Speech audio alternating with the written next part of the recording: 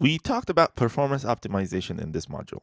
We first talked about the update lifecycle methods that happen right before a component gets updated, and saw how two of these are very helpful for performance analysis and improvement.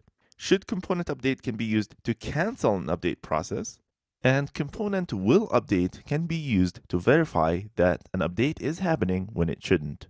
We talked about how React's pure component class optimizes the render process for pure components, but we also saw examples of how we can use should component update with custom logic.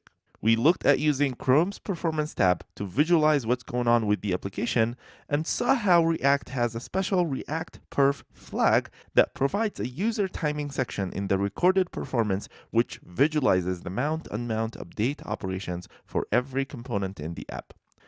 React has another very handy tool to look at the performance of components, especially when they get updated, and that is the perf add-on.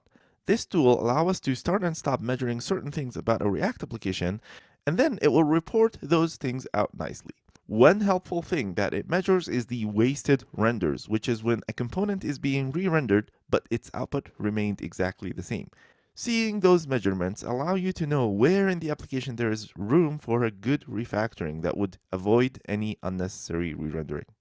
We also learned a trick of how to subscribe to only the part of the state that is relevant to a component, because otherwise you'll have changes that drive unnecessary re-renders. This is only valid if you have an external state, but the same idea applies to props as well. A component should only receive props that are significant to its outputted render. Finally, we saw how simply mutating the data prevents us from using some optimizations, which is bad. Using immutable data structures allows for much easier optimization in React, and it's a very good strategy to adopt globally. In the next and final module, we'll go over some best practices for deploying React applications to production.